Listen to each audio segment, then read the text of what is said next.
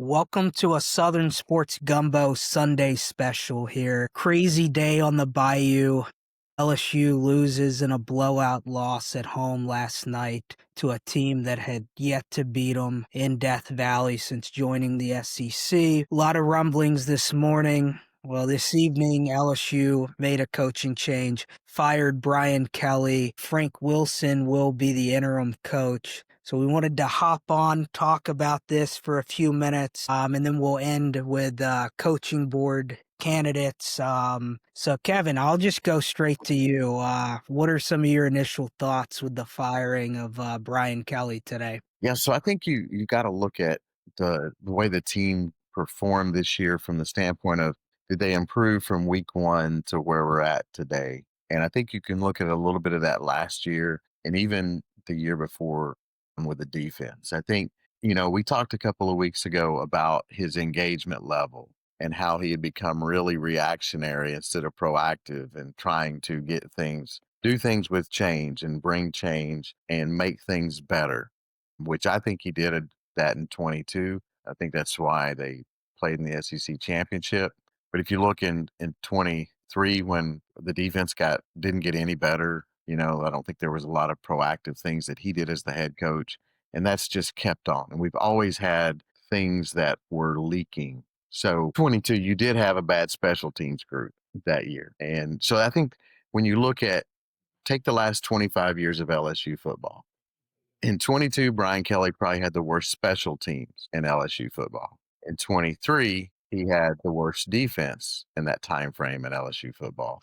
And then you look at this year, we've had probably the worst offense. And the offense started leaking last year. And during the season, we didn't see those things get better. And I think that's where you look at it. That's what all this comes down to. And a lot of, again, I think it was his overall engagement. And I think that Clemson game, we were all bought in. We played well. We played with a lot of effort. The team did, and that built through Florida. Even Ole Miss, when we didn't play as well offensively, the defense fought hard. We didn't quite get over the hump defensively. But you've seen the last 2 weeks, there's been players that haven't. There's been lack of effort in some situations. I'm not going to call out players' names because that's not what this is about. It's about the coach, and it's about allowing that. So I just think the lack of accountability within the program has slipped over the last 2 or 3 years. I think that overall engagement that you need from a leader and the head coach was not there. And I think that's what's got us there. And we're going to hear things that came out of this, like things in the meetings and all that. They probably happened. But the end of the result was his engagement as the head coach, his willingness to address things as he needed to. That. And one last thing I'll say about it. The call right before halftime last night was an absolute example of what he has been the last few years. We throw a pass inbounds that if our receiver catches it and doesn't get the first down, which it'd have been very hard for him to do, we would have been having to do a fire drill in about 15 seconds to run the field goal team on and off to get those 3 points. Luckily, the pass was bad and we dropped it.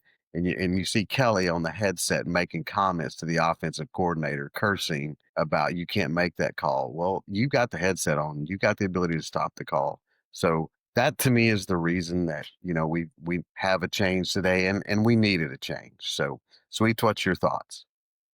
I think you said it best, Kevin, when you said accountability. I mean, when Kelly first came in, a lot of us, a lot of people, I'm not going to say us, a lot of people were happy with him because they said, we have an adult in the room. He's going to bring some structure and order to the program, and because that's what Notre Dame runs on, is structure and order, and that we're going to go ahead and get things settled down, and we did in year one. Years 2, 3, and 4 has been just a comedy of errors. From staff changes to undeveloped talent to missed evaluations and everything else. At the end of the day, it all falls on the head man and his inability to be accountable for those mistakes in a proactive manner, as you said, Kevin. He's very reactive, and it was past time. Everybody knew the writing was on the wall. At the end of the day, I think that the players, well, you could tell the last few games, the defense especially, we have a lot of talent on defense, and it looks like they just gave up. And it's sad to see. I hope that whoever the next guy is, he brings more structure, more order. But he's bought in and he's accountable for for what goes on in the program instead of saying them. He take accountability. with everything. And at the end of the day, I think we'll get there, and I'm looking forward to see who they hire. What do you think, DMAC? Yeah. I think I don't want to say things were in motion for Brian Kelly not to coach dating back to last year. But you look, teams that compete for championships play really good football in late October through the month of November. We lost 3 games in a row from late October to mid November last year. We've dropped our last two here in October. You've got Alabama on the horizon, and then you won a game in October and dropped one in late September to SEC competition. So that's essentially 6 losses in the months of October and November over the last 2 years to SEC competition. When the expectations at a school like LSU are, you've got to compete for championships. And at the end of the day, we just weren't competing at that level. So, change had to be made. With the way that things went last night, I'm not surprised that, going into a bye week that a change was made. I think if it's a one score game, you lose, fans are upset, decision makers aren't happy. But he's probably coaching against Alabama in 2 weeks if you don't get blown out at home the way you did. So I think a change was needed, and that kind of segues us into our next portion is candidates to be the next head coach at LSU. I'm going to go to you first on this one again, Kevin. Yeah, so we've talked about this, and I will say this is my so I'll run off a group, and then I'm going to say my favorite, and then you guys can talk about your favorite. So obviously, the Lane Kiffin is an option. I'm not going to spend much time on him, but he's an option. That's if you want to spend big money. You're not getting him for cheap. Then I'm going to throw out Brent Key, Jeff Brom, Clark Lee, Rhett Lashley, Kenny Dillingham. Those are the ones that I've said when we've talked about the hot board in this that I would like to see, because I would really like for them to go out and get the guy that's really motivated, that you can get for 7.5, 8 million for 5 years. And I'm not wanting them to go cheap, but why give someone a 10, $12 million contract for 5, 6 years? Incentivize it, let them work their way to that. 7.5 is a lot of money anyway. But I say all that to go back to where I really want to go. My favorite candidate is Brent Key. When I look at when LSU hired Nick Saban, and the reason that Alabama hired Nick Saban is because he was a no nonsense type guy that was going to run his program a certain way, and anybody that tried to interfere with that would have to deal with him. That's who Saban was, and that's who I see in Brent Key. Everybody around him knows he runs his program. He runs a tough program. He brings accountability, and he's a football guy first and foremost. And that's what I think LSU needs at this time, is a guy that's going to work hard, recruit hard, run his program, be disciplined about things, and not let anybody else interfere with that. And again, bring accountability. And so, look, he's undefeated this year. He doesn't have the most talented team in the ACC, but they play hard, they don't make mistakes, and they're always prepared. And that's because of the leadership that he brings to that team. So give me Brent Key number one, but I like a lot of those guys. And look, Lane's he's the guy that everybody wants. So maybe him too. But Brent Key is my guy. Sweets, what about you? Well, I like all of the candidates, Schmitz. First of all, and I agree with you. You're not getting Kiffin for 7 figures. He's going to demand 8 figures a year, and I just don't know with the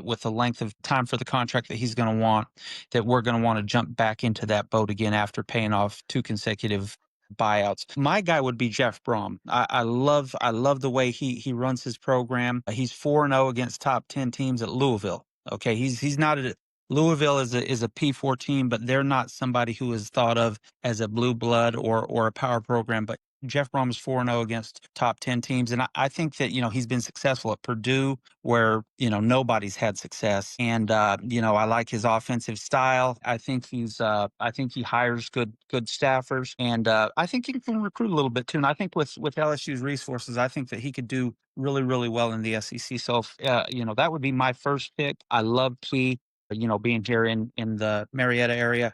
We know him well, Kevin, and everything you said about him, I put in with you totally. Lashley is a young up and comer as well. I like Dillingham. He may want a little more to leave his home with Arizona State, but I think any of them would work. But Brom is my guy. What are your thoughts, D-Mac? Yeah, so, I'm going to throw a name out that we haven't mentioned on this list. If I'm the AD, I'm the decision maker. I'm going after Todd Monken, OC at the Baltimore Ravens. Coached here as a wide receivers coach for a few years. Went on to work at a lot of other places. Great OC at Oklahoma State. Revived dormant Southern Miss program, was an OC for Georgia for 2 national titles. If I've got my pick, he's the guy. But from the list that's been mentioned and some boards that have been out there, I think Lane Kiffin's everybody's number one choice. Does he stay put in Oxford or does he look to go somewhere else? I think if Ole Miss makes the playoffs this year, he's staying put in Oxford. They're gonna pay him a lot of money over there. So that next group, I like Brett Key a lot, but I would lean Kenny Dillingham. I like the potential staff that he would also bring with Aurelio as his OC. John Wozniak's an analyst slash coach over there too. Really good tight ends, wide receivers coach. So you could also get a potential Hines Ward to come join your staff if you bring Dillingham. So I lean him with the staff that he could bring. There's a lot in me that wants to say Clark Lee, but I have a few reservations with Lee. And I think the team's coached really well at Vanderbilt, but how much of their success is dependent on the Diego Pavia factor? I don't want to discredit his coaching by any means, but will he be able to sustain success somewhere without Diego Pavia? Because they've really just blown up under Pavia at quarterback. So I would lean Dillingham just to choose someone different from the two of you. But I do think, if you go Key, Dillingham, or Brom, I don't think you miss necessarily with any of those three. And they're, maybe not the MO of LSU's athletic director, because I wouldn't consider any of them super flashy names. But I also don't think you need a flashy name at LSU. Nick Saban, as great as he is and became, he wasn't the flashiest name when we brought him in from Michigan State. Les Miles wasn't a super flashy name. Ed Ogeron, not a super flashy name. He was a D-line coach. All three of those guys won championships. The flashy name you brought in and Brian Kelly did not. So I think you have to use the KISS method here. Keep it simple, stupid, and work that way. So that's my thoughts on the coaching options. Anybody have any last minute thoughts before we wrap up? Just going One off thing what I you said, DMAC, going off what you said with keep it simple, stupid. Who's is just throwing this out here. Is Woodward going to make the hire, or is it going to be somebody else? Because Woodward is known as a big game hunter, and that kind of worries me a little bit because his last two big game hires in football anyway, with Jimbo and Kelly, have flamed out and got the two biggest buyouts in college football history. So is he getting a third bite at that apple? What do you think, Yeah, Kev? I would not be surprised either way, whether he's the guy who's making a hire or if there's potentially a shakeup in the LSU athletic department. I know there's a new president that will probably be named in the next week to 2 weeks. I would not be surprised with a regime change with athletic director either. So I'm not going to weigh in on this one way or the other just yet. I want to see who comes in as president at LSU and then maybe give some thoughts at that point. But regardless of who's making the hire, this almost doesn't need to be overthought either. You just go get a good football coach and pretty much let the rest fall into place. Kevin, I know you were about to say something too. Yeah, you mentioned, good staff in Dillingham. And I think the people that we mentioned tonight, I think, again, all of them bring good staffs and have shown the ability to hire good staffs. Lashley at SMU brought a bunch of young coaches that some of them have moved on and he's actually replaced them with good staff members. Some of his assistants have moved into the SEC and that. And then, you referenced the staff that Kenny Dillingham has. And then you look at, again, Brent Key's staff. Buster Faulkner, who is considered one of the best up and coming offensive coordinators, is on his staff.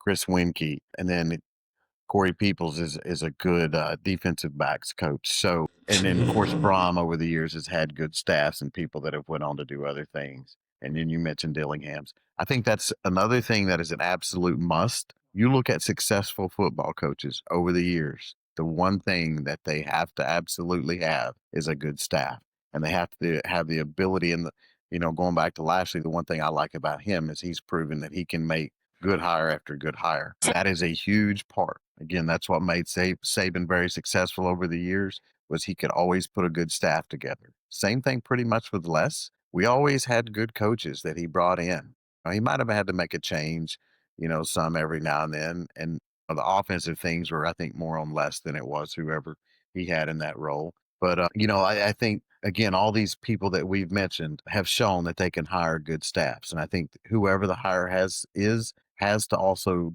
do that. They have to be able to put a good staff together, keep a good staff, and again, lead that staff. And that's So yeah, we'll be dropping our conference outlook and week 9 recap tomorrow on Monday. So everyone keep an eye out for that. Then Tuesday we'll be live with our week 10 previews, our player, coach, and team of the week, and we're going to have a little fun with it Tuesday. We're going to do a playoff draft. So we're each going to draft 4 teams that we think have a chance to win a championship this year. So join us Tuesday for our live stream, and we'll see you guys soon.